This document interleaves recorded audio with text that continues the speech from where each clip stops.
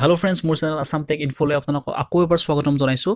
আজি আমি কথা পাতিম এটা নতুন এপৰ বিষয়ে, যিটো এপৰ জৰিয়তে আমি CGPAৰ পৰা পাৰ্চেণ্টেজ উলিয়াব পাৰোঁ। চ' চাওঁ আহক এপটো কি আৰু আমি কেনেকৈ ব্যৱহাৰ কৰিব পাৰোঁ।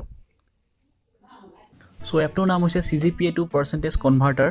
এই এপটো আমি প্লে ষ্ট'ৰত পাই যাওঁ। তাৰ বাবে আমি যাব লাগিব প্লে ষ্ট'ৰত গৈ আমি ইয়াত টাইপ কৰিব লাগিব CGPA to পাৰ্চেণ্টেজ কনভাৰ্টাৰ। এইটো প্ৰথমটো চাই লওক।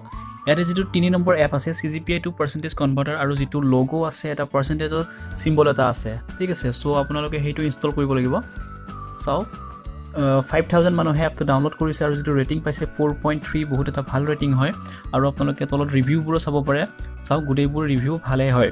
চ' এপটো এটা বহুত ভাল এপ, আপোনালোকে ইউজ কৰিব পাৰে। মই চাম এতিয়া কেনেকৈ এপটো ইউজ কৰে। মোৰ আগৰ পৰাই এপটো ডাউনলোড কৰি ইনষ্টল কৰা আছে। চ' মই জাষ্ট এতিয়া এপটো অ'পেন কৰিম। অ'পেন কৰাৰ লগে লগে আপোনালোকে এনেকুৱা এখন ইণ্টাৰফেচ দেখা পাব। চাওক এপটো খোল খালে।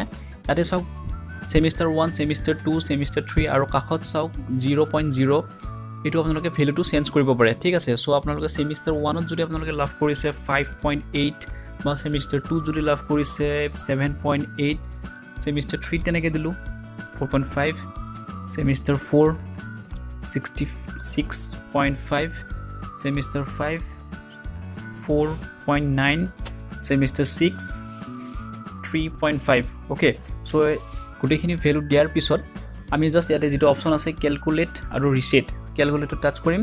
চাই লওক কেলকুলেট টাচ কৰাৰ লগে লগে আমাৰ টোটেল যিটো পাৰ্চেণ্টেজ আছে, এই গোটেইখিনি টোটেল CGPAটো হ'ব 5.5 আৰু যিটো পাৰ্চেণ্টেজ হ'ব 51.05।